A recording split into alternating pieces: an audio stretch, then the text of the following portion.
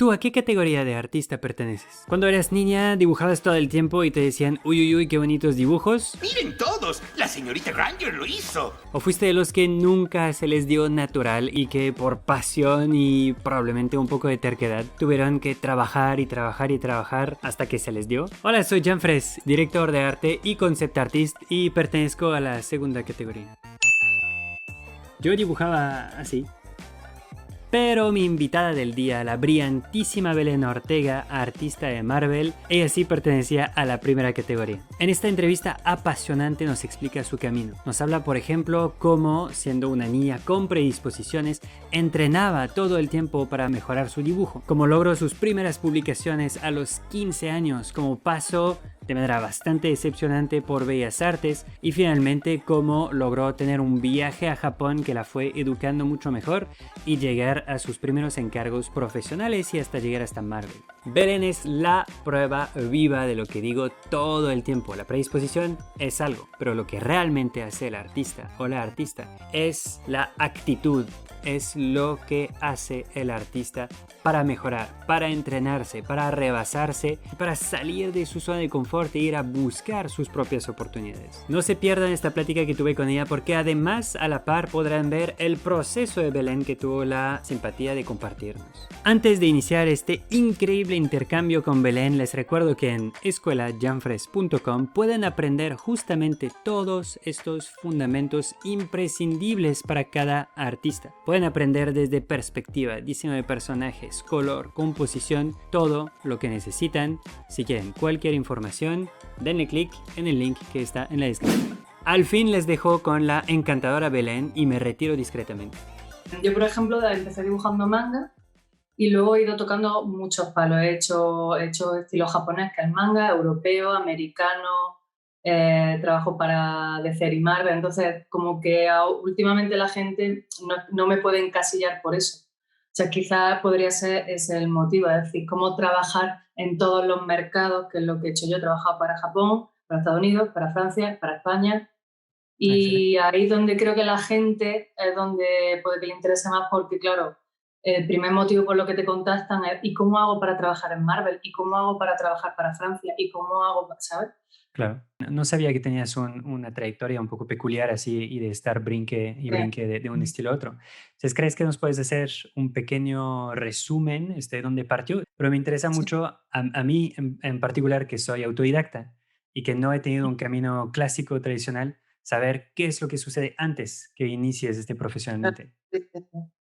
Sí, yo también empiezo siempre un poco por ahí, ¿eh? Antes de que empezar a hablar de cosas de... Porque eso quizás es lo más reciente, pero yo también creo que lo más interesante pasa antes. Uh-huh. Y además lo mejor de todo es que tú preguntas a cada persona y cada uno tiene una historia muy diferente. Uh-huh. Es como que no hay un solo camino, por eso es muy interesante para la gente que está empezando ver que no existe un único método, que existen 1000 vías diferentes según dónde vivas, tu contexto, tu situación, todo eso influye y obviamente ninguna cosa u otra en realidad puede ser algo que esté en tu contra o a favor para que tú llegues a ser lo que tú quieras ser. En este caso, si es dibujante de cómic, ¿no? Entonces ahí está, creo que hay una gran ironía por eso, porque en realidad, aunque parte de un punto muy bueno, puede ser que no llegue o al contrario, o sea que, pues, a ver, mi historia en realidad, pues como creo que casi todos los que amamos el medio, pues porque dibujaba mucho de pequeña, entonces, claro, yo era muy introvertida, o sea, de pequeña sí que era más extrovertida, pero después al cumplir eso, unos 10, 11 años, me volví un poco más introvertida, entonces, pues eso facilitó que yo dibujara mucho en casa. O sea, me pasaba la hora de encerrar dibujando en casa. ¿Te apoyaban tus papás? Suena un poco a terapia. Sí, ¿Estabas bien con sí, eso también es un punto importante al que iba a llegar en algún momento porque yo sé que gracias al apoyo que tuve en casa también el refuerzo positivo que te dan unos padres, la verdad que es algo que cuenta. Entonces nada, que te comentaba eso, que yo me acuerdo que en mi colegio cuando era más pequeña yo no era la que dibujaba mejor de la clase, había una chica que dibujaba mejor que yo y sin embargo con los años esta chica no tuvo el apoyo familiar, le dijeron tienes que dejar esto y tienes que dedicarte a la medicina. Quiero decir, si yo hubiera tenido unos padres así, por mucho talento que yo hubiera tenido, quizás pues, me hubieran de otra manera, entonces sí que sé que el apoyo. Aparte, mi madre dibujaba, mi padre también, aunque no se dedicaba a esto, pero también tenía muchas cualidades artísticas, entonces siempre se ha respirado eso en casa. Y mi madre pues siempre ha hecho también, estudios en la Escuela de Arte, tiene un graduado en talla de madera, en fin, ella siempre ha pintado en casa, siempre, de pequeña siempre. Y ella fue la primera maestra que yo digo que tuve fuera de la escuela y pintaba con mucho carboncillo con ella en verano y todo esto. Entonces, obviamente eso es una gran influencia y un refuerzo muy positivo y obviamente todos los dibujos que yo hacía le gustaban, en fin. Todo eso para la autoestima de un niño Sí, es importante. justamente una pequeña pregunta porque yo no fui de estos que dibujaban de niño, como que me vino más tarde y recuerdo que lo que me limitaba de niño era la frustración de que no saliera. Me imagino que a ti también, o sea, a nadie le sale a la primera. ¿Te acuerdas cuando eras niña cómo lidiabas con una mezcla entre mantener que el dibujo fuera algo divertido, porque me imagino que te gustaba, ¿no? Estabas solitaria, entonces dibujabas, pero también la exigencia de, pues, superar un poco la frustración y entrenarte y dices con tu mamá que hacías, hacías copias, dibujos de observación, mucho dibujo de imaginación, ¿qué hacías? Sí, de pequeña dibujaba mucho de imaginación, muchísimo. Entonces me gustaba, por ejemplo, mucho el personaje de Garfield, dibujaba mucho a Garfield, Mm. lo que más dibujaba eran caballos, ponis, animales, o sea, muchísimo de este tipo, de sirena, en fin. Veía mucho dibujo Disney, entonces dibujaba mucho también Disney. Y luego ya, claro, cuando empiezas en la escuela a hacer tipo de trabajo, como que te encauzan en eso académico de dibujar del natural o copiar, ¿no? Entonces, eso ya lo hacía yo con mi madre y sí que me peleaba mucho con ella, o sea, nos peleábamos mucho porque yo quería hacerlo de una manera, ella ya tenía estudio artístico, me decía, no, es que tienes que hacerlo así. Y yo soy muy perfeccionista y soy muy cabezona, entonces yo quiero hacer siempre las cosas también un poco a mi manera. Ya. Porque al final yo me meto en mi cuarto y yo dibujo lo que quiero y no hay nadie allí diciéndome esto es así o va a ser. Y claro, pues siempre he tenido como esa sensación de que mi espacio, mi habitación para dibujar lo que a mí me dé la gana, y en el cole también no paraba de dibujar, o sea, tenía todas las libretas y todos los libros dibujados a lápiz entero. Y me acuerdo que ya bueno, a partir de los 11 años fue cuando ya empecé a ver en la tele algo de anime y eso ya empezó a influenciarme. Entonces, me hace gracia porque, claro, yo sin saberlo hacía ejercicios de retentiva, que para quien no lo sabe, en la universidad los ejercicios de retentiva es que te ponen, el modelo te posa un minuto y en un minuto tienes que coger la pose, el dinamismo, todo lo tienes que pillar y cambia, ¿no? Entonces, va muy bien para soltar la mano, para pillar agilidad. Y claro, eso lo hacía yo con unos dibujos que eran el Sakura cazadora de cartas, que no sé cómo se llama, Captor Sakura se llama el título original. Entonces, claro, ese personaje salía con muchos vestidos. Y como salía en pocas escenas, yo pillaba apuntes de ese dibujo, de ese diseño de la ropa, y luego dibujaba el personaje con ella. Y claro, eran gilipolleces, pero claro, con el tema, o sea, perdón, no sé, se puede Ah, decir está muy palabras. bien. Adelante, entre más palabrotas mejor. Quiero decir que en realidad eso sí que ya era un buen ejercicio para, sin yo saberlo, estaba entrenándome para ser buena dibujante, porque eso Sí. agiliza la memoria, retiene, o sea, asimilas conceptos, que luego obviamente te van muy bien para cuando tienes que dibujar cosas sin referencia, ¿no? ¿Se te facilitaba o si era algo difícil que decías, "Chin, no lo recuerdo, nomás no"? Yo es que la verdad que siempre tenía mucha facilidad. No siento que me haya, o sea, me frustraba mucho porque siempre quería hacerlo mejor. Mm. Y me acuerdo que ya con 14, 15 años sí que empecé a sufrir bastante, soy sufridora con él. Tengo ese alma un poco de artista que se autoflagela y sufre. Atormentada. Sí, sí, tengo bastante de eso. Entonces yo con 15 años ya sí noté que me frustraba y me costaba también mis días de estar mal y no conseguir eso que yo quería. Y mi relación con esto en realidad viene un poco por el tema de que yo fui también una adolescente un poco, o sea, no fui problemática quiero decir, fui una adolescencia, tuve una adolescencia un poco atípica, porque, bueno, como a mucha gente le pasa, no sentía que encajara con nadie. No me gustaba salir de fiesta, no me gustaba beber, por eso ahora hoy día no empatizo con la gente que está con lo del virus saliendo de botellón y desesperas por salir de fiesta. Porque como yo nunca fui ese tipo de adolescente, me cuesta entender qué necesidad hay de salir a beber y toda esta locura, ¿no? Toda esta explosión que ha habido después de que se hayan relajado las normas. Entonces, como yo nunca fui ese tipo de adolescente, pues me refugié mucho en el dibujo. Entonces, claro, esa parte que yo explico siempre en muchas charlas, es decir, yo ahí es cuando puse las bases de un hábito en el que yo dibujaba todos los días. Pero claro, para mí era como una necesidad, porque era mi manera de expresarme, era mi mundo, era un sitio donde yo me sentía bien, donde yo me sentía segura, porque no sentía que encajara. Y eso me pasó durante muchísimos años de mi vida y hasta que, claro, llega el momento de que tú te tienes que dedicar a algo, tienes que ganar dinero, tienes que pagar. Y ahí sí que tuve ese pequeño problema de tomar la decisión, porque claro, en el momento en que tú conviertes algo que haces porque es tu salida, tu vía de escape, tu pasión, en una obligación, pues todo se transforma. Y claro, yo soy muy adicta a la sensación de estar dibujando sin pensar en el tiempo, sin pensar en cuánto dinero estoy ganando haciendo esto. O sea, para mí es una especie de meditación. Yo empiezo a dibujar, se me olvida todo. Y soy adicta a esa sensación de no sentir ni la percepción del tiempo. Es como muchas veces digo, yo me subo a mi parra y yo me subo arriba y dejo de existir, o sea, deja de existir el aquí, el ahora, o sea, estoy una especie de eso, de sensación de meditación en la que fluye todo y como que te olvidas incluso de ti mismo, del ego, del yo, o sea, solo eres tú y lo que sale a través de ti, ¿no? Sin ningún tipo de, además de pretensión, tú estás haciendo y no estás pensando si te está quedando mejor, peor, cuánto tiempo lleva, si va a gustar o no va a gustar, da igual. Cuando estás en ese modo mental, nada de eso para mí importa. Entonces, como yo soy muy adicta a eso, en el momento en el que tú tienes la fecha de entrega, tal, editores, no sé qué, todo eso cambia, se transforma. Pero bueno, yo creo que al final el precio a pagar por, digamos, vivir de lo que te gusta, entonces tienes que sacrificar quizá esa parte y entrenar un poco para sufrir menos, porque siempre he sufrido mucho y siempre he querido controlar todo el proceso de trabajo, que quede lo mejor posible, como me gusta, mi visión de las cosas, ¿no?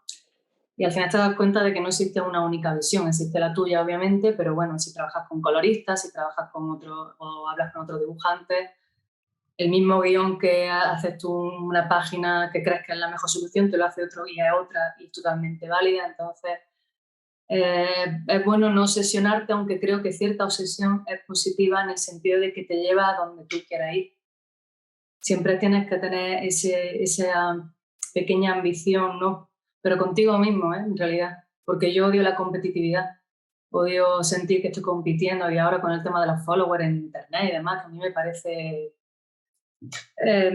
quiero decir, siempre tengo esa contradicción con las redes porque parece que todos estamos luchando porque nos presten atención y tener más seguidores y yo estoy totalmente, o sea, no quiero tener nada que ver con eso, porque creo que el número de seguidores a mí no me define, ni está definiéndote a ti ni a la otra persona, ¿no?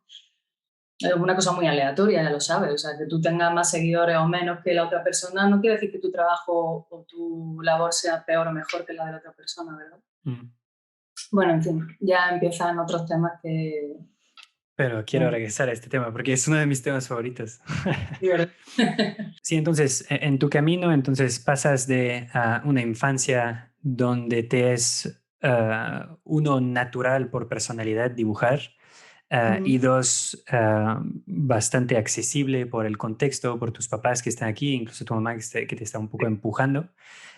Cosa que es, pues la verdad, un gran contexto para que se desarrolle un artista. Pero después, ¿en qué momento justamente se hace esta transición entre... Tratando de hacerlo rápido porque sé que es algo que ya has comentado mucho en entrevistas y todo eso, no quisiera Sí, como no, pagar, no sé. siempre hay Pero, alguien nuevo con la historia, eso que no me importa. ¿cómo se da entonces? Hace poco hice una entrevista con un mentor mío que se llama Stefan Frank, que fue supervisor de storyboard en la película del Gigante de Hierro. Y él habla de este momento que... Ah, sí, no, y este hombre, si puedes ver la entrevista que hice de él, es una dulzura, es una de las personas más bellas que conozco. Y habla eso, de este momento que se llama preprofesional, en el que en realidad estás tú siendo adolescente y estás teniendo que convertir lo que tú llamaste como tu meditación, tu momento de soledad pues un momento muy, muy tuyo, muy personal en algo profesional. ¿Cómo sucede esto? ¿Formación académica? ¿Cómo lo vives? ¿Cómo lidias con esto? ¿Y cómo consigues tus primeros trabajos? Vale.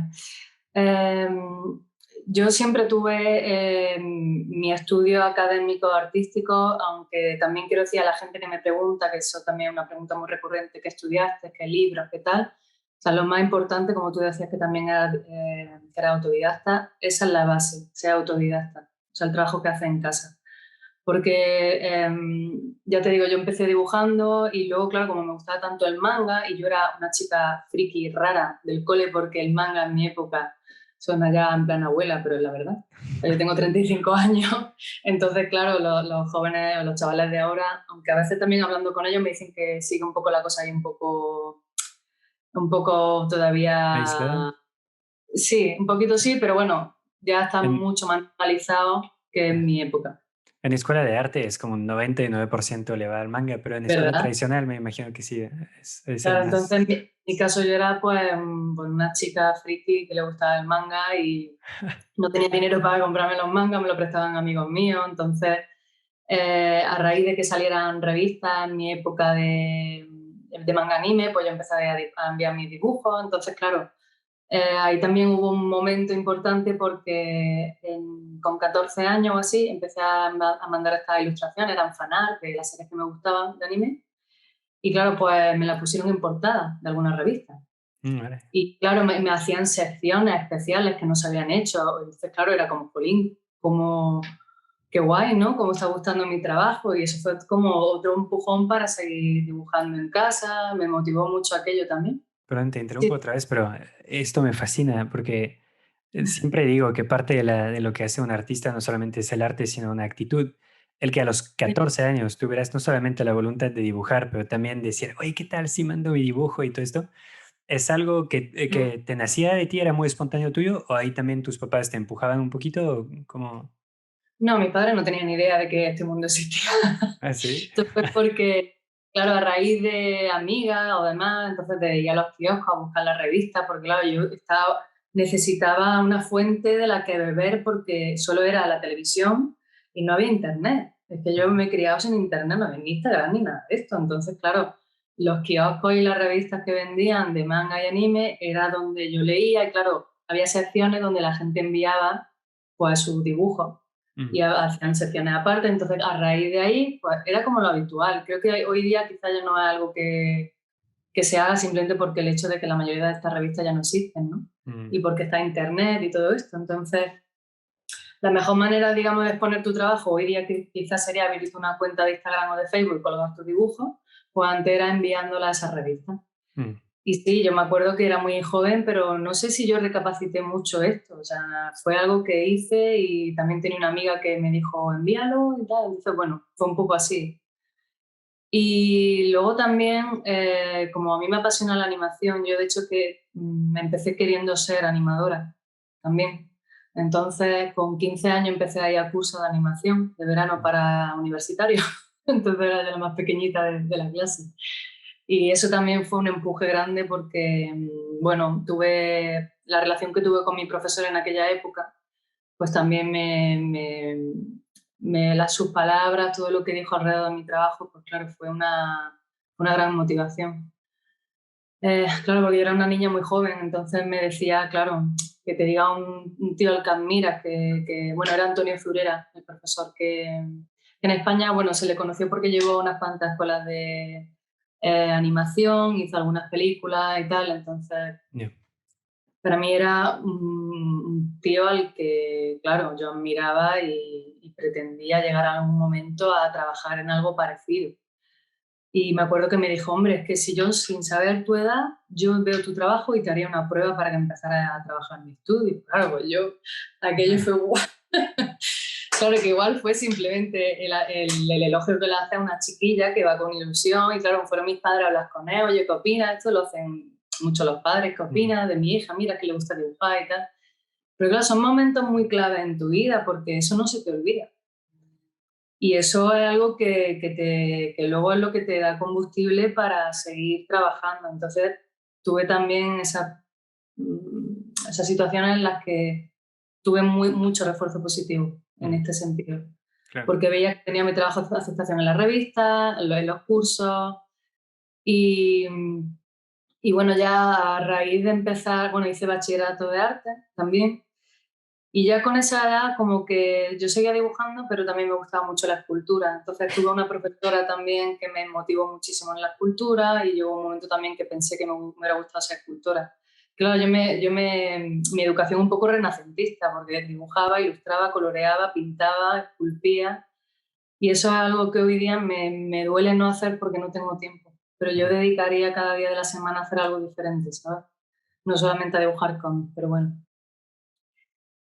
Y de ahí ya pasé a la universidad, pasé a estudiar Bellas Artes y claro, pude estudiar Bellas Artes porque, bueno, yo me crié en Córdoba, soy de Granada, y claro, mi familia estaba aquí, yo me pude venir a vivir porque mi abuela vivía aquí, pero por ejemplo en mi situación mis padres no se hubieran podido costear un piso y unos estudios en Granada para Bellas Artes. O sea que en parte también eso fue así. Si no llego a tener familia aquí, no sé qué hubiera podido estudiar, pero bueno. ¿Crees que hubieras podido ser la artista que eres hoy sin pasar por Bellas Artes? Sí, mi historia habría sido diferente, pero sí, porque no hace falta hacer Bellas Artes para esto. Pero Bellas Artes sí que me permitió tener una experiencia muy bonita en mi vida y una de las mejores, que es la oportunidad de irme a vivir a Japón, Mm. con toda mi locura por Japón, por el país. Claro, porque durante todos los años que yo dibujaba y tal, con 11, 12 años descubrí la figura del samurái a través de un anime que se llama, bueno, creo que en Latinoamérica Samurai X, pero bueno, el título original es Rurouni Kenshin, que es la historia de un samurái que vagabundo, en fin. Yo creo que la gente Mm. friki Ya, perdón, no del... soy muy de manga, eso sí es un poco fuera de mi No, no cultura. te preocupes, que creo que en Latinoamérica también es muy conocido. Total, que por ahí, al mismo tiempo que yo dibujaba y me apasionaba dibujar, me apasionaba Japón, me apasionaba la cultura, me apasionaba el idioma. Entonces, fueron ahí confluyendo las dos cosas. Y en Bellas Artes, bueno, en Bellas Artes ya tuve un pequeño chasco porque no era lo que yo esperaba encontrar, cosa que siempre digo, o sea, no quitaría mi experiencia de Bellas Artes, pero es verdad que fue para mí un pequeño paso atrás, Mm. porque no pude seguir evolucionando. Yo venía de haber hecho un bachillerato de arte muy intenso y bastante avanzado. Y de repente entré en Bellas Artes y tuve que dar como 4 pasos atrás en muchos aspectos, porque allí como que reiniciabas muchas cosas. Ya. Entonces, claro, al año de estar, antes de terminar el año ya me quería ir de la facultad. Vale. Y quise empezar busqué una escuela de animación, de ilustración que había en Madrid, pero lo que te digo, no había manera de que eso pudiera funcionar y mis padres jamás, ahí sí es verdad que me dijeron ni de coña, tú te sacas una licenciatura, terminas tu carrera, porque claro, mis padres también, buscando esa seguridad, siempre querían que yo terminara dando clases, siendo profesora universitaria, porque se iba Ya. muy bien, porque te da seguridad. Desde la perspectiva de un padre lo entiendo, pero en absoluto la docencia era lo mío, Ujú. no es lo mío. ¿Sigues introvertida en este momento o ya te habías un poco liberado? No, no, eso tardó mucho en irse. No, siempre soy muy tímida. De hecho, las charlas y todo esto me crean ansiedad. ¿Sí? Aunque no estoy a gusto hablando contigo, pero L- sí me cuesta un poquito. Lamento mucho generarte ansiedad. No, no, ya te digo, él quizá los momentos previos, luego cuando hablo y tal, pues al final una conversación que fluye y va todo muy bien, pero Mm. me cuesta un poquito. Pasa que ya con la edad, con los años ya entrena y se te va un poco. Pero no, ahí seguía un poco, estuve muy perdida muchos años por lo que te digo, porque no sabía cómo reconducir, no sabía qué iba a acabar haciendo con mi vida, la verdad.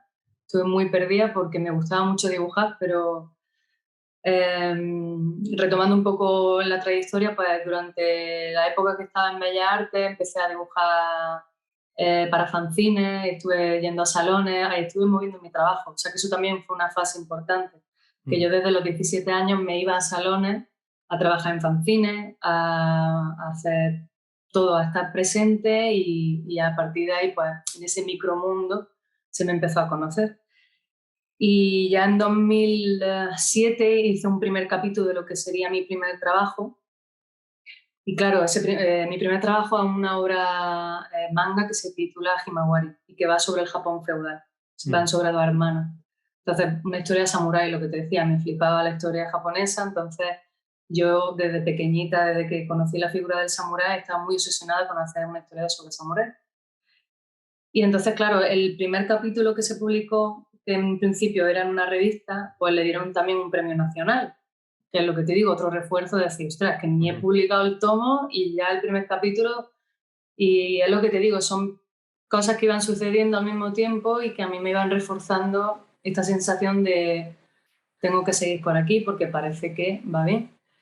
Entre medias me fui a vivir a Japón con una beca de la universidad y bueno, eso fue más que una experiencia por mi trabajo, que también tuve la oportunidad allí de acudir a clases de japonés. O sea, bueno, allí yo fui con un convenio en el que tú dabas clases de japonés por la tarde y por la mañana, perdón, y por la tarde pues tenía optativa. Entonces, pues aparte de las clases de japonés, yo iba a caligrafía japonesa, diseño de moda y cómic, manga.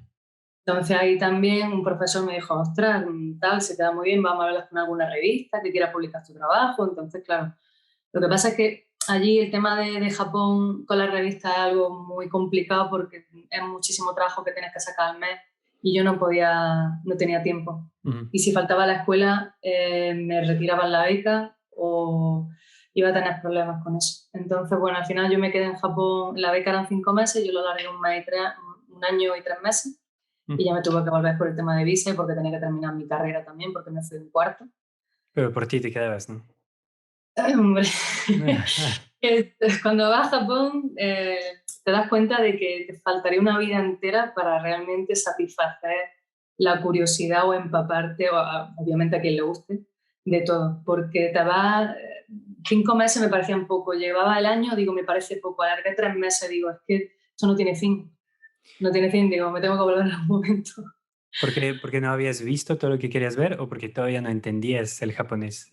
O sea, el japonés no el idioma, sino la personalidad del japonés o de la japonesa. Yo creo que en realidad es como algo adictivo. O sea, una droga, vivir allí era una droga que podría haber seguido chupando Eres muy de hasta... drogas saludables. Japón, dibujar, hay peor drogas. No, la verdad que de los demás no he sido tampoco. No he tenido una adolescencia loca, ya me la pasé en mi cuarto dibujando, ya te digo. Está muy padre. Y nada, entonces al volver ya de... Te estoy dando una turra que no veas, ¿eh? En el momento ¿Cómo, cómo? que quieras o algo. No digo que me estoy enrollando mucho, Ah, que no, para cuando... nada. No, no, no, ahí vas bien. Tengo esta pregunta que a ver si nos ayuda a acelerar un poquito, que es, ok, ahorita estás súper fan de manga. Y he conocido muchos alumnos, o sea, ahorita hablo de este momento, de la Belén de Ujú. 17, entonces estamos hablando de 17 Bueno, ahí años, ya no, ya más, ¿no? tenemos los 20 y poco, 21, 22 20 y años, sí. picos. Estás Sí. manga, manga, manga, manga. Me imagino que Ujú. en Bellas Artes te forzan un poquito a abrir los ojos hacia otros estilos, ¿no?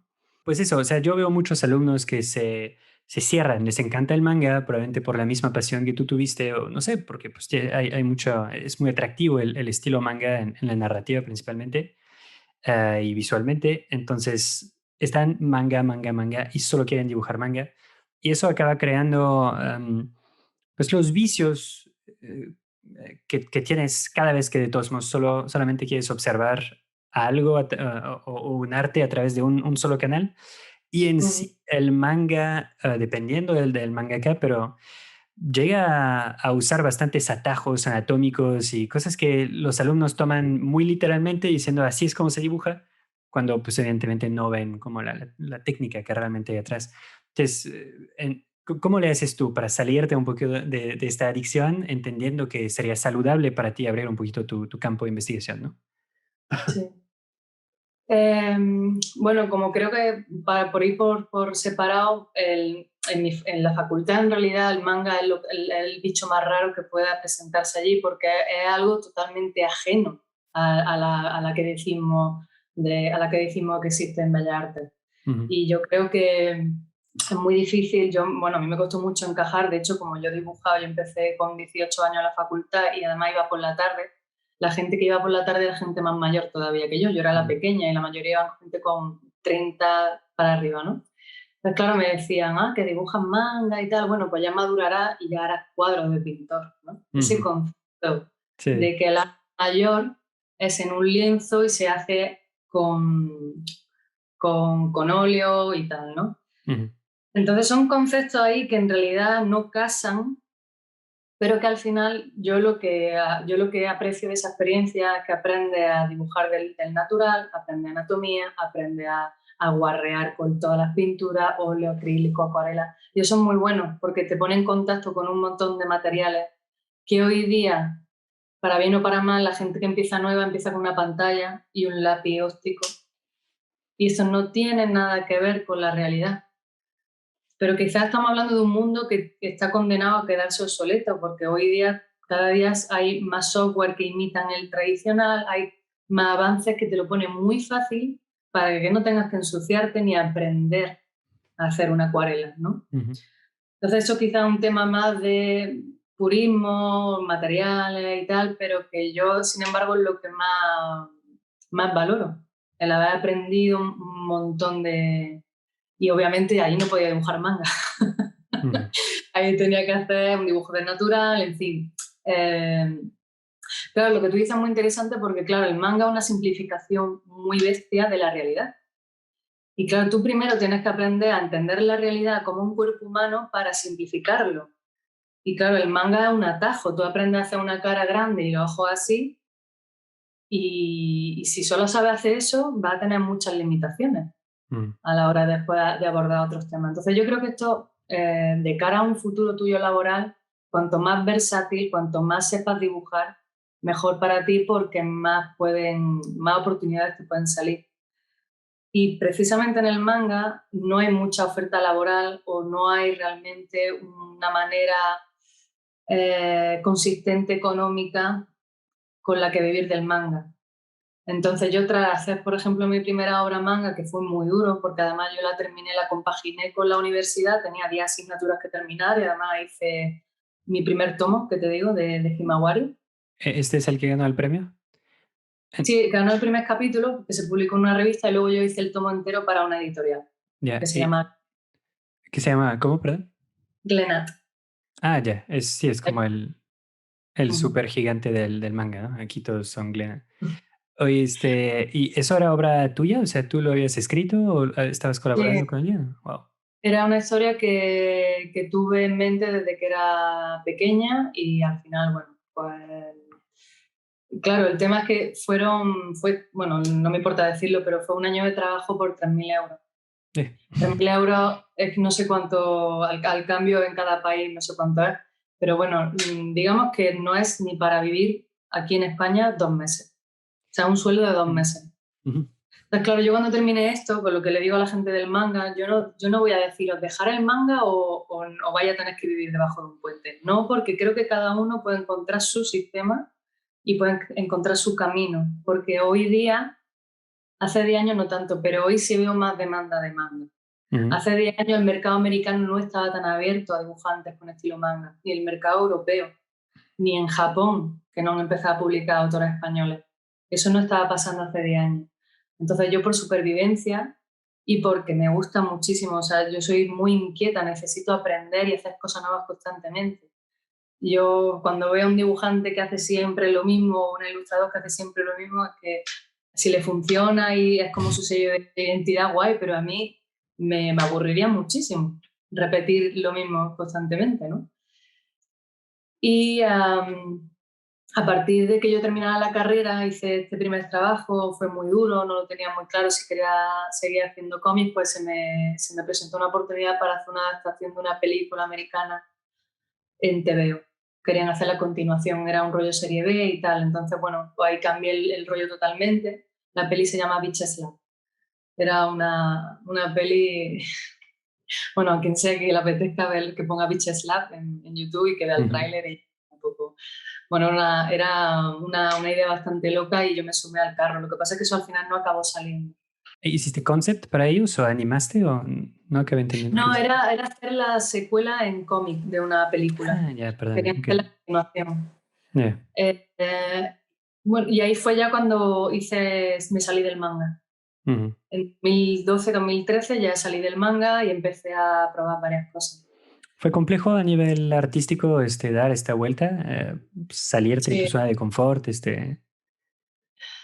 Bueno, fue complicado porque yo quise hacer algo que al final no fue un acierto mío, y es que quería hacer el cómic entero en lápiz, porque a mí me encanta el lápiz y es Mm, lo que siempre he usado de pequeña. Tengo una conexión emotiva con el lápiz, ya ves, pues es como algo como muy básico, un lápiz y una hoja de papel y ya está.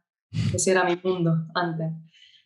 Y bueno, se dilató mucho. Al final lo que pasa es que como era un proyecto indie que preparamos sin editorial, se diluyó con el tiempo y no salió. Pero claro, digamos, como una especie de ensayo-error que tuve ahí que no funcionó y no repetiría, pero simplemente porque no funcionaba a nivel estético ni narrativo. mm, Lo volveré a intentar, pero reformulando, o sea, haciéndolo de otra manera. claro. Porque un cómic a lápiz me encantaría hacerlo en algún momento, ¿no? Y bueno, más o menos, o sea, mi etapa de manga y tal, pues llegaría un poco hasta ahí. Y Ya. luego la segunda parte de la historia.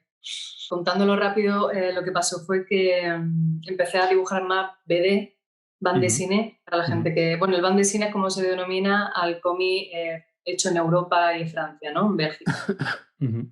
Entonces yo al abrirme, digamos, a ese formato o sea, no me salía nada en esa época de trabajo, porque tuve ese pequeño bache con el proyecto americano que no salió, fueron 2 años que no, claro, era top secret, no podía enseñar nada, fue como si desapareciera durante 2 años, ¿no? Mm, Entonces me costó mucho volver a salir de ahí.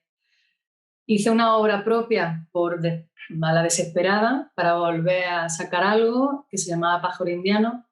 Yo lo presenté para un concurso que se declaró desierto, pero bueno, luego yo lo llevé a los salones, lo moví. Esto es muy importante a la gente, hay que salir de casa, no puedes quedarte en casa subiendo imágenes a internet y esperando a que te contacten. Que hoy en día es más fácil con las redes, de ujú. que sí, que suba algo y te contacten, pero yo creo que la mejor estrategia es salir de casa y moverte para adentro. ¿Y cómo le hace a alguien introvertida como tú, dándose patadas en el trasero? Sí, un poco sí. Lo mal. Sí, pasándolo mal. Pero bueno, el tema de los salones ya era algo que hacía desde pequeña, desde los Mm. 17. Era algo familiar para mí. Así que mi carrera prácticamente se hizo en salones. Perdonen la interrupción, pero quiero aprovechar para presentarles la carrera de Concept Art e Ilustración que he creado para ustedes. Es una carrera completa de 3 años donde podrán aprender desde los temas más esenciales que son el dibujo, la perspectiva, iluminación, color o anatomía, hasta crear al final un portafolio profesional y especializarse en diseño de personajes, de escenarios de props o de color. Para darles una idea, lo que muestro aquí en YouTube es solo una fracción de lo que recibirán en esta carrera. Les comparto todo lo que he aprendido en más de 10 años de carrera junto a artistas de tan alto calibre como los que entrevisto aquí. Ya más de 1000 personas han tomado esta carrera y han conocido una tremenda mejora en su arte y su desempeño profesional. Es una pasada. Si lo estás pensando, no lo pienses más y apúntate. Todos sus conocimientos los está poniendo aquí en esta carrera. Estoy muy contento con la carrera de Jan de ilustración y concept art. La verdad es que es un excelente maestro, no he tenido mejor maestro de dibujo y de ilustración.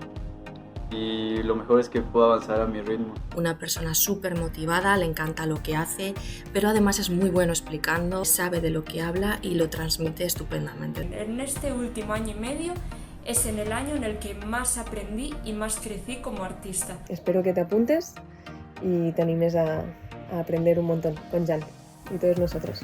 Si quieres más información o registrarte de una vez, dale clic al link en la descripción. Nos veremos por ahí.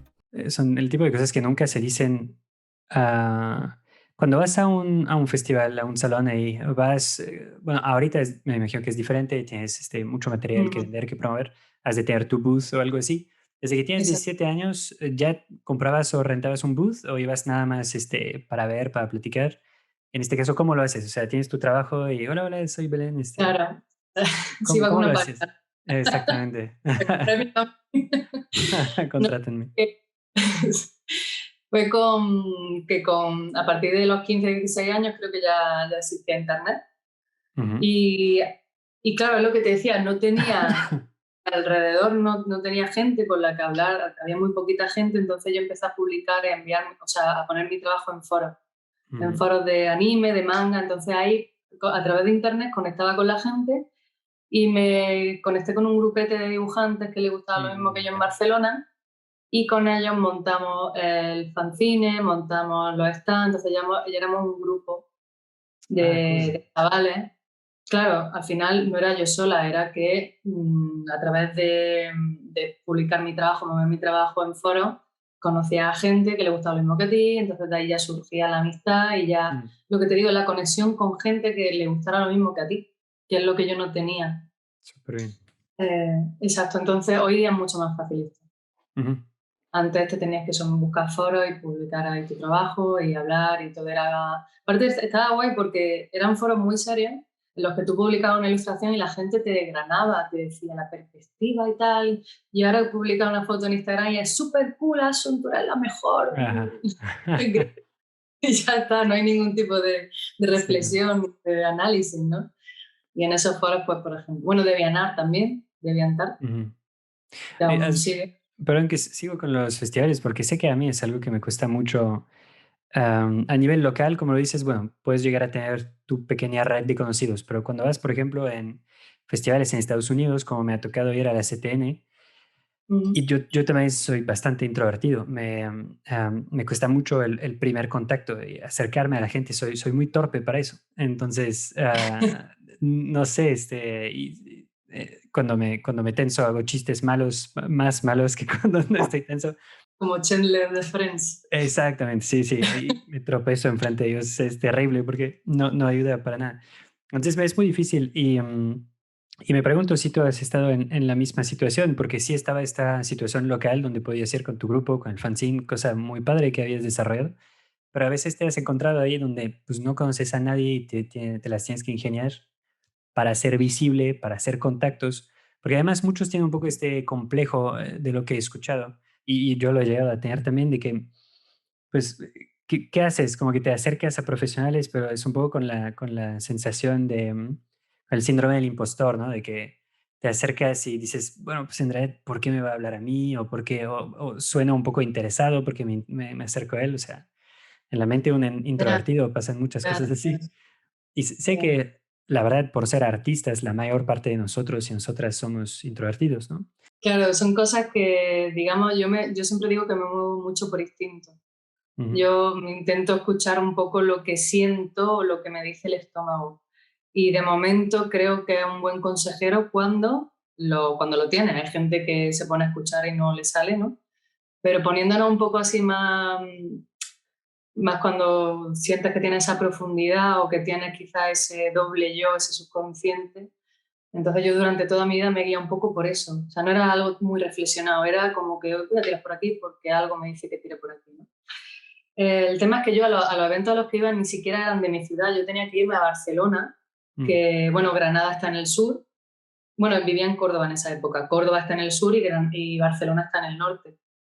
Para quien conozca España, pues hombre, una niña con 17 años, eso no es... pero bueno, mis padres me permitieron ir. Es que también esta, mis padres me dijeron, no nos gusta nada la idea, pero bueno, ok. Además, no había internet, tampoco había trenes, tenías que irte en carretas, era muy difícil. Sigue andando. No, por suerte los aviones llevan ya un tiempo circulando. Y el tema es que cuando tú empiezas yendo a los salones, no es que sea una estrategia meditada, es decir, tú en el momento en el que vas, hablas con gente, la gente te pone cara y este conoce a este y este conoce al otro, entonces como que entra en un círculo que es donde realmente tú accedes a esa gente que tú dices, que te da reparo y tal. Entonces se empieza siendo en realidad. Por eso siempre digo que es muy importante ir a los eventos, porque da igual, yo en Nueva York fui en 2018 sola, o sea, estaba cagada de miedo. Fui sola a Nueva York por primera vez, nunca había estado en Nueva York, no sabía si iba a poder entrar a la Comic Con. Llegué al Artisalate y yo me fui allí a dar vueltas. Así, pues vas muy tímida, la gente no dice ni quién eres, porque claro, obviamente aparte no, en el mercado americano en esa época pues no había hecho nada, ¿no? Ujú. Pero eso me recordó a mí lo importante de, ya está, enfrenta todo tu inseguridades y ve, porque al final conoces a alguien y ahí surge un poco lo que yo digo, la magia de los eventos en los que tienes una conversación con alguien que te marca, conocer una noche a alguien, o sea, todo. Y claro, mi experiencia en Nueva York ese año fue un poco así. Yo sé que empecé a trabajar con Marvel porque yo fui hasta Nueva York a decir hola, aquí soy Belén Ortega. Y porque estaban allí amigos míos y todo surgió, o sea, fue un viaje que no planeé, fue totalmente improvisado y me salió de 10. No sé cómo, pero es lo que te digo, es porque me fui y dije, pues voy sola, iba a cagar de miedo, la mitad del tiempo me la tiré en el hotel porque no conocía prácticamente a nadie. Iba con, o sea, tenía conocidos que estaban por allí, pero yo, mi habitación de hotel, me lo busqué sola para mí.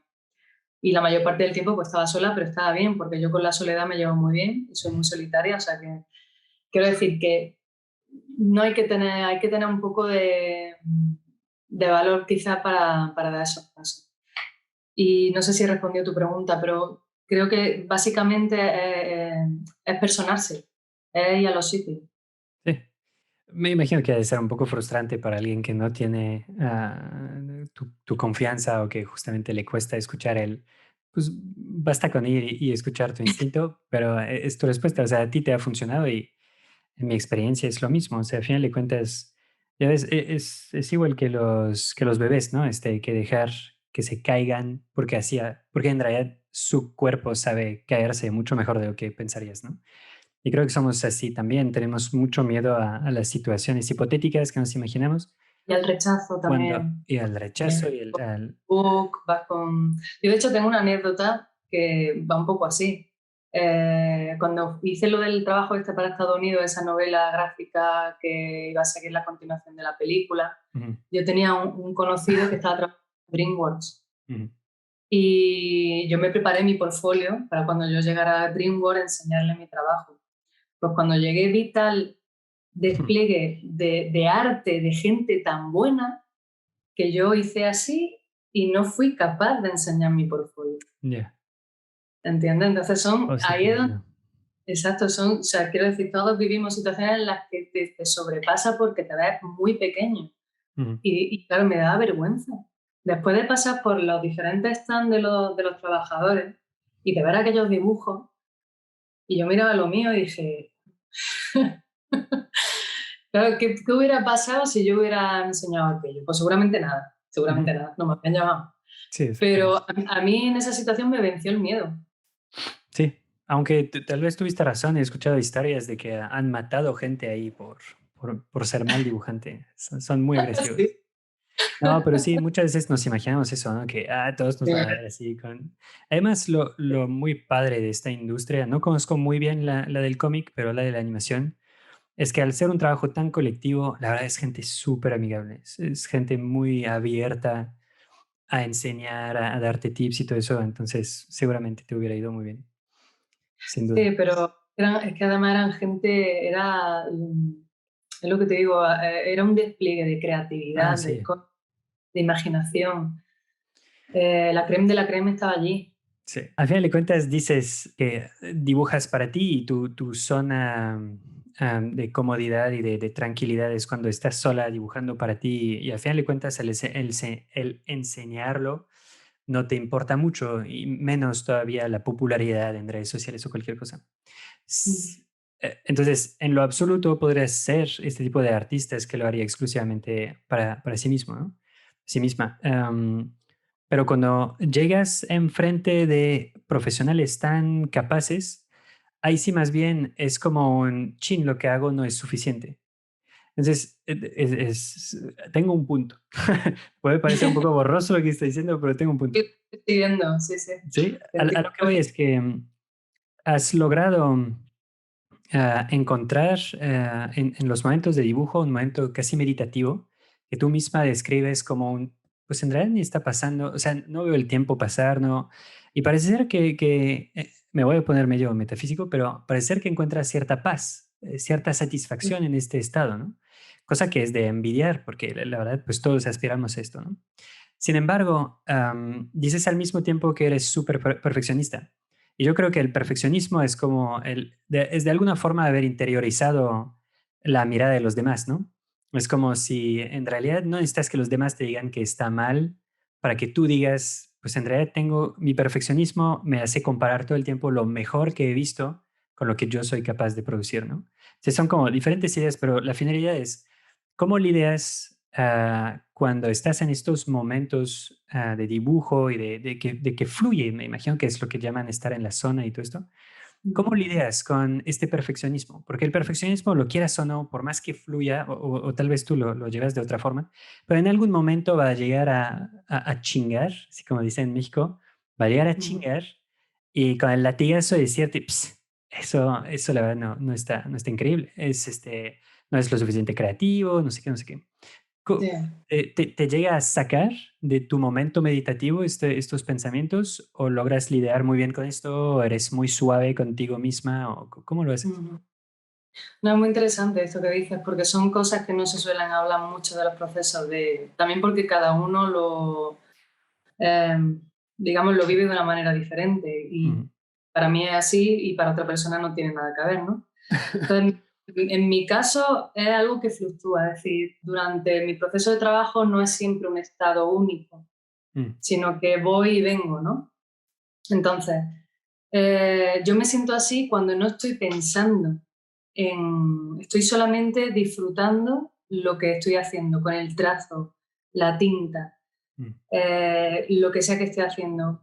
El problema viene cuando tengo que terminar la ilustración, mm, porque nunca está como yo quiero ni a la altura. Entonces, en ese proceso final siempre hay ese remate de frustración en el que yo digo, "Mm, no está como quiero, esto no va y me cuesta mucho terminar mi trabajo por eso, porque siempre creo que puede estar un poquito mejor. Y eso es lo que estoy aprendiendo a hacer ahora. Al profesionalizarte, aprende a que tienes que terminar el trabajo. Yo intento hacerlo lo mejor posible, pero no puedo tirarme con una página una semana, como yo habría hecho antes. mm, Porque yo no, o sea, si puedo trabajar una semana en algo, yo soy feliz, porque yo mm, disfruto en ese proceso. O sea, yo disfruto desde el inicio, pero en el momento de terminar la ilustración es cuando para mí me da problemas, por eso, porque tengo que terminarlo. Y porque en el fondo me pongo un listón muy alto, que eso que hace que también yo intente superarme cada vez. Entonces, mm, si no tiene ese pequeño estrés positivo, yo haría siempre lo mismo. ¿Entiendes? O sea, al final ayuda a que tu trabajo vaya mejor. claro. Intenta superarte en cada ilustración, ¿no? Entonces yo ese estado meditativo donde yo disfruto es siempre durante el proceso. Por eso muchas veces, y mi pareja mucho se ríe mucho de mí porque dice, acábalo ya. Y yo sí es que no quiero terminar. O sea, Mm, yo disfruto porque podría tirarme así toda la vida. Y entonces ahí está el tema, que yo tengo que terminar las cosas. Y cuando tengo que terminarlas es cuando surge esto que tú dices. Y luego, ¿qué pasa? Que yo, por ejemplo, tengo que subir algo a redes y no es suficientemente bueno. O sea, eso me ha mm, pasado durante muchísimo tiempo. Con las redes siempre he tenido un conflicto porque digo, voy a subir esto, digo, es una puta mierda. Digo, ¿sabes? Y al final una gilipollez porque eso que tú crees que es una puta mierda, a la otra persona le va a parecer o va a tener algo de lo que aprender, ¿no?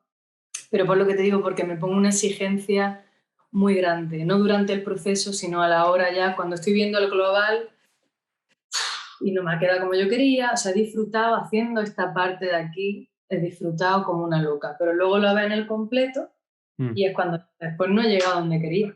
Siempre te quedas, pero porque yo me pongo el listón muy alto, que creo que eso sí que es positivo, porque mientras yo me lo ponga alto, la ilustración se va a quedar alta y Ujú. el trabajo se va a quedar alto. Sí, es lo que dicen, ¿no? Apúntale a la luna, al menos habrás llegado a las estrellas, ¿no? Claro, claro. Justamente esta idea de perfeccionismo, y lo mencionaste muy bien ahorita, es necesario porque es lo que te hace crecer, pero al mismo tiempo puede llegar a ser muy dañino. Am, nada, o sea, que al parecer está muy padre y quisiera ser tú, porque parece que tu proceso Claro. creativo, bueno, tal vez no, quién sabe. Ah, mi proceso creativo, por ejemplo, es muy doloroso. O sea, hay duda a cada momento del proceso. Hay mucha angustia. Y justamente, bueno, entonces busco siempre, Yo tanto para mí estoy como tú, ¿eh? O sea, me identifico mucho con esto que acabas de decir. Pero ¿por qué lo describes de manera tan placentera entonces? Porque parece ser que sí logras disfrutarlo pese a que es doloroso. Porque hay un factor y es que yo te hablo desde la perspectiva de alguien que ha superado poco a poco ciertos problemas y ciertas inseguridades. Mm, O sea, porque, por ejemplo, esta parte que te digo de que yo era muy insegura, me sigue pasando a raíz de que me empezara a ir bien mi trabajo, mi autoestima como persona y todo en general cambió mucho para mí.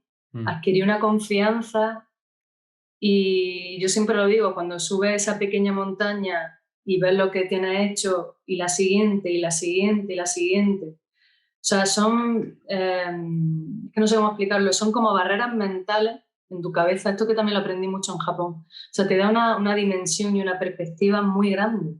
mm. O sea, en el momento en el que consideras los problemas como algo global, en vez de empequeñecerte, te hace grande. Porque es una manera de decir, bueno, es que con esto puedo. ¿Por qué? Porque en el momento en que tú extrapolas y tomas un poco de perspectiva de tu vida, ese problema deja de ser tan grande. Pasa que esto es muy fácil decirlo, porque ya te digo, yo he sido muy sufridora, ya te digo, con 15 años, 16 años lo pasaba fatal. O sea, yo he sido, tengo una parte también muy depresiva por esto, porque en el fondo es una tendencia que tenemos este tipo de perfiles artísticos, mucha gente que le cuesta, es que es doloroso. Y que te Pero tiras al drama, ¿no? Como que, no me salió, soy sí, una mierda. sí, sí, sí, y los días que no te puedas dibujar o no te sales es dramático. Pero a raíz de hacerlo y repetirlo y quizás exponerte a eso, consigas encontrar una manera de reconducirlo. Es decir, tú sabes que eso es temporal. Y como sabes que es temporal, te va a durar un poco en esta fase, pero cuando lo terminas, te sientes genial. O sea, mi gran lección de quizás estos años, y lo he pasado muy mal, o sea, mis primeros libros, cuando yo hice Millennium, el primer libro, que fue un desafío, lo pasé mal. Fue horroroso, fue una de las peores experiencias laborales de mi vida. Pero en el momento en que tú terminas las cosas, te das cuenta de lo importante que es superarlo. Mm, Y lo mismo con el siguiente, y con el siguiente, y con el siguiente. Y eso es lo que yo he notado que a mí me ha ayudado a crecer. El terminar un cómic, otro, y hacerlo. Que luego miro atrás y digo, eso es una basura, no me gusta, vale, pero lo terminé, lo entregué. Y eso es lo importante, que al final es un miedo que tú superas, acabas superándolo. Y eso te pues, hace que te crezcas ante los posibles problemas que tengas. Y aún así te digo, hace 6 meses, bueno, hace más ya, en septiembre, lo cuento porque creo que esto a la gente le ayuda a saberlo. Yo empecé a trabajar para Marvel en 2019 con portada y tal, y me dieron un poco algo más serio en septiembre del año pasado. Entonces, cuando me llegó el primer guión de Marvel, me dio un ataque de ansiedad, me bloqueé y lloré en mi sofá como una niña pequeña porque no era capaz de dibujar ese guión. mm. Era incapaz, me bloqueé, me sentí tan impostora. Ese guión estaba tan en chino para mí que si no llegase por mi pareja que también se dedica a esto, que me ayudó y me dio la perspectiva y me dijo esto, que tranquila, ¿qué tal? Yo no sé si hubiera... Y me pasó hace muy poco. Ujú.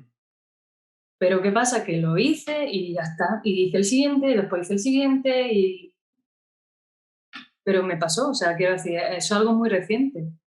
Quiero decir, llegaré a los 50, 60, me llegará un proyecto nuevo o algo que será un reto y volveré al mismo, entraré en el mismo bucle. Y como sé que se sale, es lo importante, es saber que eso te va a durar un rato y después seguirá. Eso también lo que dicen con la meditación, con el tema de los pensamientos, van y vienen y solamente tienes que dejarlo, no aferrarte a nada de esto, porque tanto lo bueno como lo malo pues no dura. Exacto. Te agradezco un buen haber compartido eso. Muchos artistas no tienen necesariamente la disponibilidad de mostrar que son vulnerables también. A mí es una de las cosas que más me importan, porque creo que una de las cosas que te ayuda a superar las montañas es que muchas veces la montaña parece mucho más alta de lo que es en realidad. Ves artistas profesionales en las redes y Mm. justamente parece que no sufren, parece que, mira, hice eso en 3 segundos Sí. y medio. Hay Y en un las buen redes de no cosas se detrás, cuenta lo malo, no se cuenta lo que ha costado hacer una evidentemente. página, no sé. Evidentemente. Y entonces yo he sido muy promotor de estos temas, por eso siempre me voy a la yugular cuando veo artistas que están dispuestos a contar eso, porque creo que a mí me hubiera hecho mucho bien cuando sufría, porque mi camino fue autodidacta, pero no tenía tus facilidades. Para mí siempre fue difícil y fue más como un reto y fue más por terco que logré poco a poco ¿Pero te dibujar y refieres a tus habilidades técnicas o técnica. mentales? No, técnica. El mental siempre fui muy, muy obsesivo, pero técnicamente no tenía esta facilidad que muchos o muchas otras tenían de pues, ver cosas y dibujarlo, etcétera. Entonces, mi mayor freno o el muro más grande en el que me enfrenté fue creer en mí mismo, ¿no? Creer en que fuera posible en contra de lo que me decía el mundo. Porque era Mm, realmente yo contra el mundo, ¿no? Y creo que muchos de alguna forma llevan un poco esto. Y en estos momentos es muy desalentador pensar en esta cuestión del talento y creer que lo que logran hacer los demás lo logran hacer por talento y que tú nunca lo vas a lograr porque no tienes este talento. Entonces yo lucho con mucha fuerza contra esta idea de talento y agradezco muchísimo cuando profesionales súper, ¿cómo se dice? ok. Reconocidos como tú muestran que aún a su nivel y aún con toda la retroalimentación positiva que el tiempo te ha dado y que tus esfuerzos y que has conseguido con tus esfuerzos, aún así tienes brechas. Esto significa que, pues, en verdad, probablemente hay un poco de predisposición al inicio, pero hay un montón de trabajo, un montón de valor para superarse y superar los miedos a cada rato.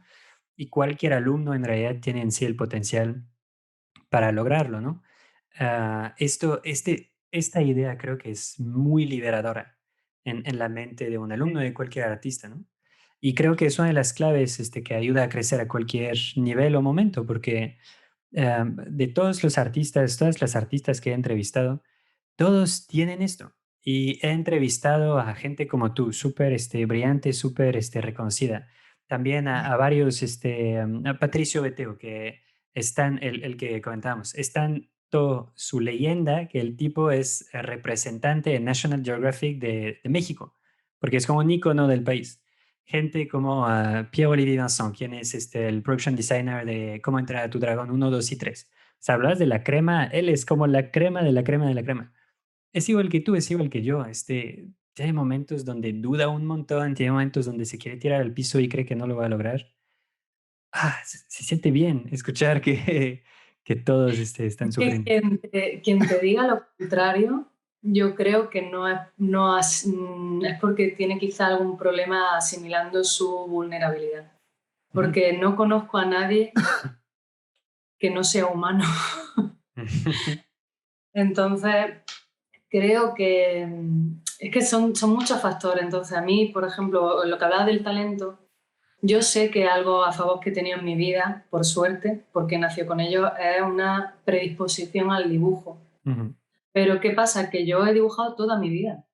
Yo me he pasado toda mi adolescencia trabajando y en esta profesión del cómic, me imagino que lo mismo en la animación, si por mucho talento que tengas, si no trabajas, es verdad, o sea, aquí sí hay bastante meritocracia. O Ujú. sea, si tú no trabajas, no llegas a ningún sitio, aunque dibujes como Dios. Porque si tú no entregas y no llegas a tiempo, no le va a interesar a nadie trabajar contigo. Entonces, al final yo siento que en cierto modo estoy haciendo un poco mi camino porque como que no me termino de sentir cómoda en el mercado americano por los tiempos, porque son muy rápidos y yo Ujú. necesito un poco de tranquilidad, no disfruto haciendo las cosas rápido. Luego está el mercado francés, donde yo me siento un poco más cómoda, pero es el extremo opuesto, o sea, las cosas se dilatan muchísimo. Hacer un proyecto para Francia son años, ¿no? Y claro, vivimos ahora mismo en un mundo que es terrible, va todo rápido, los stories, tal, o sea, todo pasa rápido, todo. Y yo siempre me planteo que qué va a quedar de lo que yo hago. Tú vas siguiendo la tendencia de aquel, del otro, el otro, pero nos falta como perspectiva para saber si lo que estamos haciendo nos lleva a donde queremos. Entonces, los chavales de hoy día, con las redes sociales, yo me alegro de no haber tenido redes sociales, porque yo me imagino a un chaval, ¿no? Lo que decíamos, que publica sus dibujos y no le siguen gente, no le dan me gusta. Ahora hace un fanart de un personaje conocido y tiene muchos me gusta y muchos comentarios. ¿Qué va a hacer ese chaval? Seguir por Eso ahí, es ¿no? fácil. Ujú. Le va a condicionar mucho. Y eso hasta cierto punto no sé si es positivo. Yo te hablo desde que quizás al revés también, un chaval que hace 10 años no lo conocería nadie y a través de las redes sociales resulta que todo el mundo o llega muchísima gente y le llega ofertas laborales que no le habrían llegado quizá tan pronto.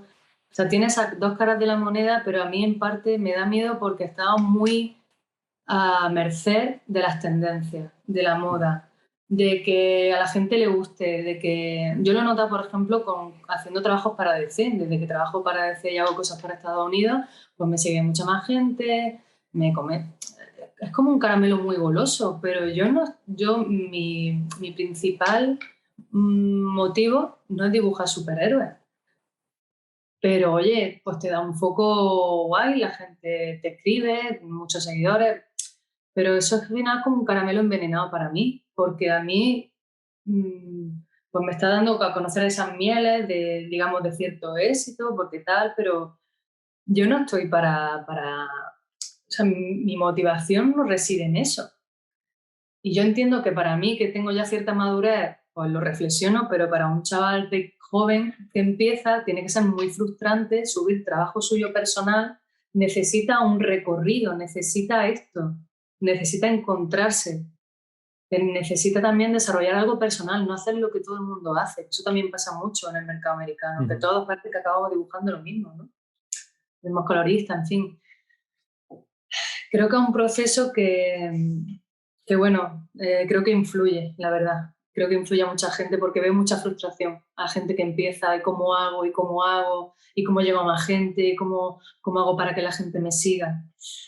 Y ahí sí que veo un punto de quizá no es tan positivo estar pendiente de Claro. eso en esa edad, ¿sabes? Dos últimas preguntitas rápidas, te lo prometo. La primera, Sí. entonces, ¿para ti sí es algo importante tu legado? O sea, de alguna forma lo que habrás dejado detrás de ti es lo que te importa, o es solamente, o es que en algún momento hablaste de esto, ¿no? De que te Ujú. importaba lo que ibas a dejar. ¿Pero te refieres a esto, a un legado como artista, como tu nombre o tu obra va a quedar? ¿O simplemente cómo vas tú a ir guiando tu carrera para ti, para hoy? Yo creo que me importa más que el legado, sino que yo, digamos, cuando ya estamos de bajada, Ujú. digamos, cuando ya estés en un momento de tu vida pues mayor, supongo, es que no sé, a mí me cuesta, yo creo que me voy a morir todavía aprendiendo y creyendo que voy a hacer cosas mejores, ¿no? Me veo hasta que me dé la mano dibujando. Eh, quiero mirar atrás y ver que he hecho lo que me ha llenado y lo que realmente me haga sentir bien conmigo misma. Y no Mm, fijarme, o sea, no elegir por dinero, no elegir por fama, no elegir por exposición mediática, mm. porque eso, eso no llena, o sea, eso te llena en el momento, pero eso siempre va a pasar, eso tú vas a estar en el candelero un día y después va a estar otro. Claro. Entonces, quiero hacer algo que sienta que al cabo de los años me llene, me identifique con el que sienta que he hecho lo que quería hacer, Ujú. no lo que me vi arrastrada a hacer, no lo que hice, lo que supuestamente la gente esperaba de mí que yo hiciera. Ya. Entonces, son decisiones bueno, es que me pasa con el mercado americano. Yo ahora noto que tengo muchísimas ofertas, que DC quiere que trabaje todavía más con ellos y no sé si es lo que yo, de aquí a 10 años, eh, según las decisiones que tome, no sé si me arrepentiré o no de seguir la estela de los superhéroes y abandonar quizá un poco esa parte más personal, más de obra de autor que se hace en Francia, ¿no? Ujú. Pero quiero decir, algo que va y viene. Yo por tomar esa decisión ahora no significa de que dentro de 10 años no pueda hacer una obra de autor. O sea, quiero decir Claro. que al final todo es reversible en ese sentido. Pero también es verdad que los años pasan y que no somos mayores. Te entiendo, pero bueno, por suerte es poco probable que tu mano ya no te responda en los próximos años. Tienes Y no lo sé, tengo también mucho bastante hacha. por ver. Sí, Todos sí. ya, los 30 nos pegan. Y la última pregunta, nada más, hablaste de meditación, no, no sé si usas estos términos en el sentido popular o si tú misma practicas meditación y si lo recomendarías.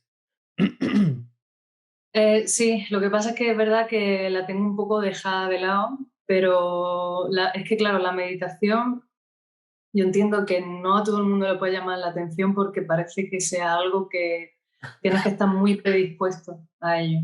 Ujú, Pero yo, sin darme cuenta, he meditado durante toda mi vida a través del dibujo. ujú. Y es un estado mental de paz, que es lo que dices tú, de quietud, de todo en calma, que es, a mí, bueno, creo que sobre todo por el contraste que yo noto de nuestra vida de vorágine de ahora, de todo, la rapidez con la que se hace todo, la locura. Yo, bueno, vivo sola y meterte en Twitter es como una hostia en la cara de todo lo que pasa en el mundo, lo malo. Y es como que una manera de abstraerse de esa situación y de limpiarte. Entonces, claro que yo lo veo, al menos yo lo necesito, porque si no es que yo, bueno, estoy muy enfadada con el mundo, no me gusta cómo funciona el mundo, estoy muy frustrada con la humanidad, con esto del COVID ya. Entonces, reconozco que me veo ahí un poco, me veo cabreada y al final necesitas desconectar. Y ya te digo, hace muy poco estuve mirando retiros de meditación porque me encantaría estar una semana sin móvil, sin nada y ya está. Y olvidarme de todo esto. Pero bueno, hay que trabajar. Sí, no, pero te entiendo. Pero te De todas entiendo. maneras, hay muchos tipos de meditación, ¿eh? O sea, cada uno también que encuentre un poco que lo pruebe, también está en mindfulness, en fin, hay Sí, muchas no, opciones. y prácticas que a fin de cuentas no son meditación como tal, pero como tú el dibujo, mi esposa baila, es bailarina y es su Mm, meditación. O sea, es incapaz de, o le cuesta muchísimo sentarse y meditar, mm, porque ella es de cuerpo, es de moverse y encuentra su paz en el movimiento o en la música, en la conexión con la música. Sí, hay muchas formas y creo que sí, todos debemos encontrar un poco este paréntesis, ¿no? qué bonito. En fin, oye, ¿Qué baila tu mujer? Por saber ¿cómo, qué cómo? tipo Perdón. qué tipo de Ella baile. baila ballet principalmente, Ay, pero ha bailado muchas cosas. Ha bailado tahitiano, hace un poco de contemporáneo y todo eso, pero lo suyo es sí, moverse. Me encanta. sí, una última recomendación que diría precisamente hablando de todo esto es el deporte, sobre todo. Ujú. O sea, el deporte también es otra forma de meditación brutal. A mí me vienen soluciones haciendo deporte, o sea, oxigenarte de esa manera. La gente que no hace deporte no lo entiende. Es como una droga que está ahí, digo, pues cogerla, probarla. Eh, sí, a mí Así me se va a sirve. llamar el episodio, recomendaciones de drogas saludables por Belén Ortega. La última ya va a Deporte, ser esta, dibujo. pero sí. A mí lo que me ha mantenido cuerda, durante todo este tema del COVID. Te entiendo, Eh, porque entiendo un poco, bueno, no sé si me lo imagino, pero entiendo el tipo de persona, de personalidad que tienes y te imagino muy introspectiva y como cualquier introspectiva muy mental de alguna forma, creo que se escucha en cómo te expresas, ¿no? Es decir, eres muy elocuente y en algún momento, no, o sea, a lo que voy es que yo creo que sea un poco igual, hay muchas palabras en mi mente, demasiadas. En algún momento, si no haces deporte o algo que haga, o sea, olvídate de todo lo que hay ahí en el cerebro y suéltalo en algo, siente bien. Tienes que liberar energía. Sí, sí, pero además es que está comprobado. O sea, el deporte Sí. estimula de una manera brutal el cerebro. O sea, Y sí, produce dopamina y serotonina y está viendo que justamente las personas que usan mucho la parte derecha del cerebro, si es la derecha, la creativa, nunca recuerdo, si es la derecha. bueno, ahora dicen que está un poco ahí, que no hay exactamente una parte, es como Sí. el cerebro en general. Sí. No sé, es que acabo de leer justamente un libro sobre esto y no sé, pero Ah, sí. los cerebros creativos, al parecer, llegan a carecer de serotonina, que al parecer es como una hormona que ayuda justamente a que pues sea un poquito más fácil todo. Es un poco como la dopamina o la... Pues ah, mira, sí, eso hay encajaría en lo que decíamos antes del perfil este depresivo. Es que el libro que acabo de leer, y estoy a dos de recomendártelo, pero está en francés, es un poco sobre esto, sobre personas como que tienen esta sensibilidad intelectual, pero que es también sensitiva, sensible, y que tienen Sí. estos patrones depresivos, necesidad de hacer deporte, hiperactivos, workaholic, o sea, varias de las cosas que me acabas de comentar. Entonces ahí te lo dejo.